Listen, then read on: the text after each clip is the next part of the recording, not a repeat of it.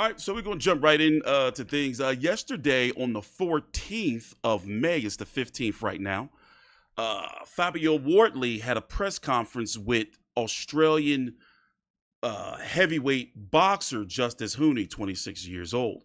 Now, to start off, I know a lot of you don't know a lot about Justis Huni, but in fact, if you go on our channel, me and my colleague Big J, we covered Justis Huni quite a bit. He is a 6'4", average about 240 pound. How can I say?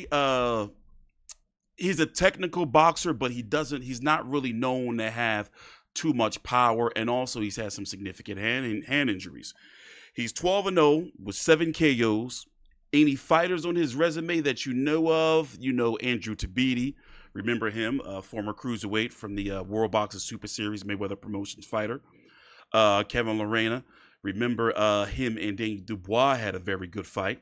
Kevin Lorena was leading up until there was an injury, and pretty much he was never the same. And honestly, you guys, you don't know who Joseph Goodall is, or maybe you do know who Paul Gallen is.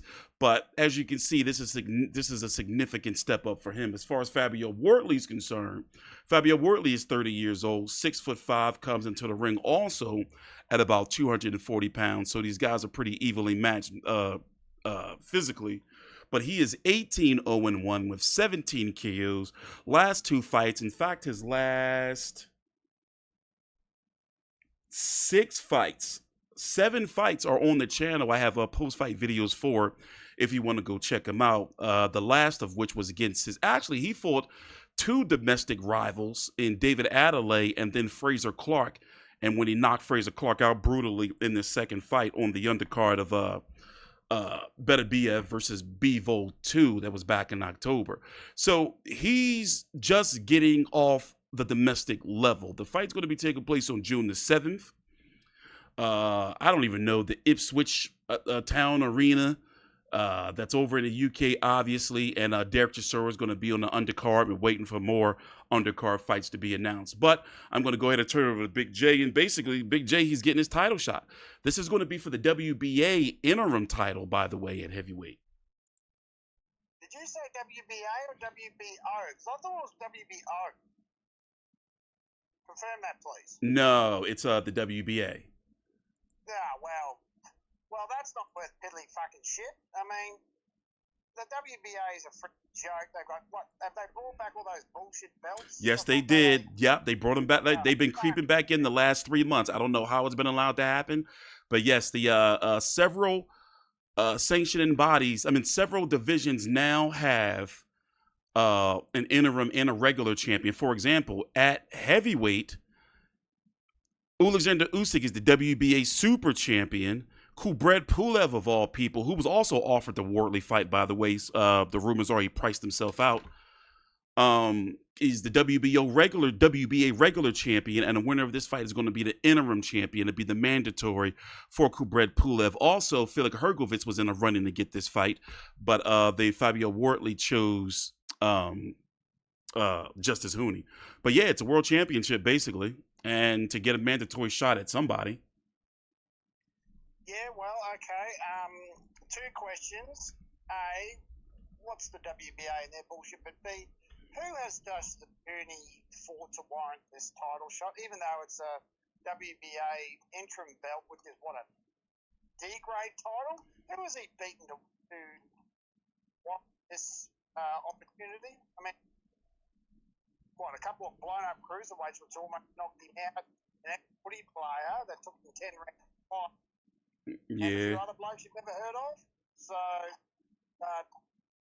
anyway, I really think that this is going to be a fight where Justis gets completely exposed and possibly, well, he's already been exposed, and possibly knocked out, which I don't want to see. I want to see Justis get the shit out of Fabio Wardley, but when you put your actual common sense into play, he is a tremendous boxer. His footwork and his speed he's like a lightweight. But unfortunately for Justis, he has the power of one too. And I think Fabio Wardley will walk straight through him and possibly knock him. Your thoughts? Well, let's say it this. Well, look at it this way. If Huni does win, right now, you can kind of consider Fabio Wardley, as I've been saying, the leader. I'm calling it the leader of the new blood of the heavyweight division. When you got guys like Usyk, Tyson Fury, Wilder, Chisora, even Joshua, all those guys are on their way out. Fabio Wardley is supposed to be the next guy. He's a part of that. The names. He's in the league of the names like, and I'm talking about the future of the heavyweight division. Names like F.A. Ajagba, Martin Bakoli, Felix Hergovitz, Frank Sanchez, Jared Big Baby Anderson. Guys like that. Richard Torres. Otto Wallin. He's in that. He's in Lawrence Okali. He's in Moses Otama. He's the leader of that class. So if Justis Huni was to beat him, Justis Huni leapfrogs all those guys because all those guys I just named, majority of them, if not all, are above Justis Huni as far as the rankings are concerned or, politically. So, if he was to pull this off, he's going to be on top of the world. His name is going to really, really ring bells. In fact, he's going to be trending and he's going to skyrocket up there. Listen to me. If he beats Wardley, he's going to skyrocket up there, being the second best Australian boxer with Tim Tszyu. Almost recognized. He's going to get a lot of recognition if he wins. Absolutely. And let's hope he does. But in reality, I don't see how he's going to do it. I don't think he's going to have the power. That's my concern. Yeah, but he'll be able to run rings around him. I mean, if he just uses his jab and his footwork, he'll run rings around Fabio Wardley all night. And that's what I think it should be his strategy is to go out there in the best conditioning he can because let's face it, the fight is 3 weeks away. It's on June the 7th. To go out there in the best condition that he can and box. And try to stay away from that Fabio Wardley right hand because, dude, he's got some serious, significant power behind him. After all, 18 wins with 17 KOs. What he needs, you hit the nail. He gets into a dog fight with Fabio Wardley. Fabio's going to knock his ass out. Yeah. I don't say that with any joy, but that's what's going to happen. Remind me. What fight was it where he was looking slow? Back on, he was second half of the fight, he started slowing down. I don't remember if it was the Against old mate, the IBO former the South African bloke. Lorena. Yeah, got you. Looked like Kevin Lorraine almost put him on his ass.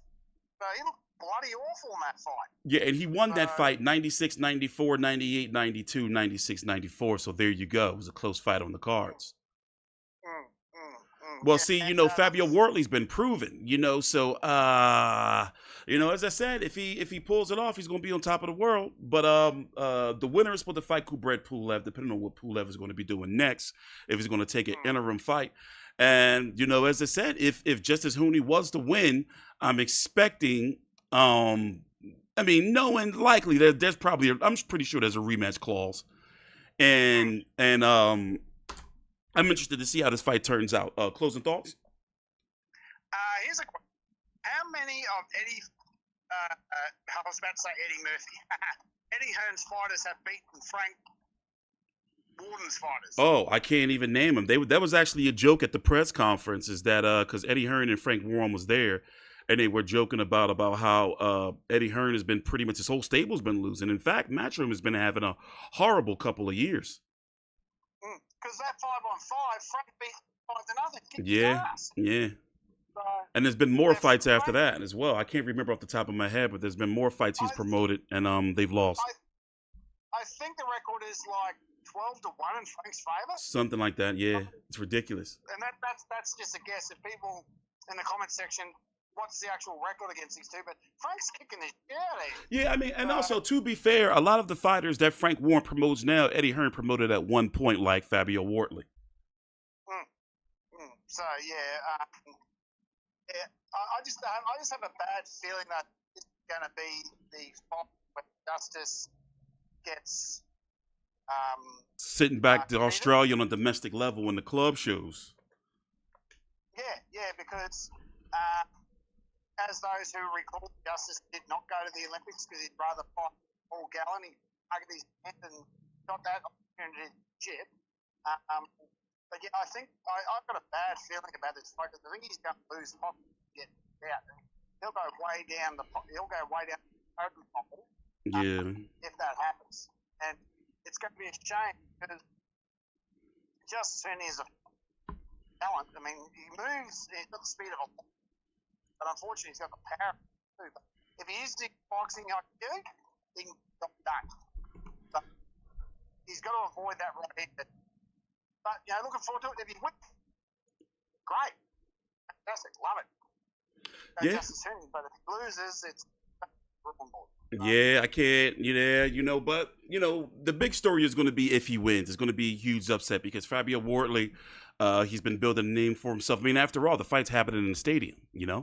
So that should tell you something right there. This is supposed to be Fabio Wardley's big coming out party onto the world level, and let's see if Justis Huni can spoil that and go on the world level instead. So with that being said, where is this?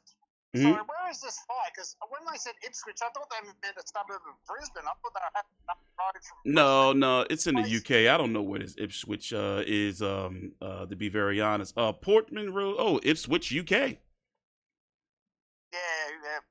Because there's a suburb in Brisbane that Ipswich is a pretty big suburb there.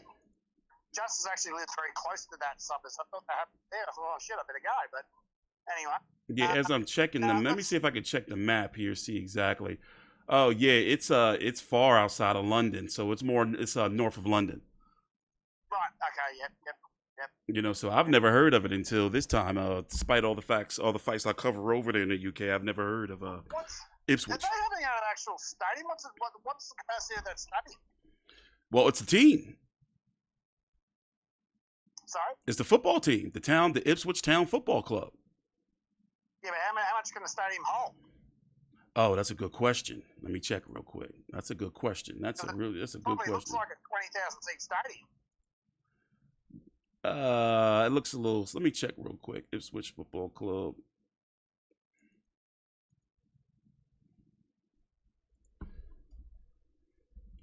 And I could have sworn I saw somewhere that it was sold out. It was supposed to be once again Big Baby Miller, but Big Baby Miller for whatever reason capacity 29,000.